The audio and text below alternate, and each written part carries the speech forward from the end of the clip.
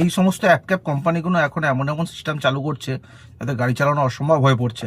Uber এখন এমন একটা সিস্টেম চালু করেছে যাতে গাড়ি চালানো একদমই অসম্ভব ব্যাপার। এতদিন পর্যন্ত উবের যেরকমভাবে প্ল্যাটফর্ম চার্জ নিচ্ছিল 24 ঘন্টা বা 72 ঘন্টার জন্য 140 টাকা থেকে 220 টাকা পর্যন্ত, এরপরেও ইন্টারসিটি টিপ বা রেন্টাল টিপের জন্য 80 টাকা করে পার টিপ পিছু কাটা হচ্ছে। তার উপরে আবার নতুন করে 5% ট্যাক্সও নেওয়া হচ্ছে। একটু হিসাবটা দেখা যাক। একটা রেন্টাল টিপের যদি ভাড়া যদি হয়ে থাকে 500 থেকে 2000 টাকা বা 2500 টাকা যদি ভাড়া হয়ে থাকে, কিন্তু বাস্তবে ড্রাইভারদের হাতে কত টাকা এসে পৌঁছাচ্ছে?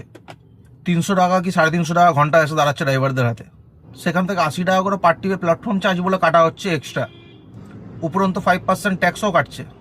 তারপর আগে যেটা কাটছিল সেটা তো কাটছেই, 140 টাকা থেকে 220 টাকা পর্যন্ত প্ল্যাটফর্ম চার্জ যেরকম গাড়ি পিছু সেই গাড়ি পিছনে তো কাটছেই। সমস্ত টাকা কাটার পর হাতে কি থাকছে? তেল হোক বা গ্যাস, গাড়ি মেনটেনেন্স, যে পরিশ্রম করছো বা সময়ের দাম, সমস্ত কিছু বাদ দেওয়ার পরে উবের চালানো একদমই সম্ভব নয়। আমার কাছে প্রশ্ন একটাই, সাবস্ক্রিপশন চার্জ নেওয়ার পরেও আবার কেন প্রতি টিপে টাকা কাটা হবে?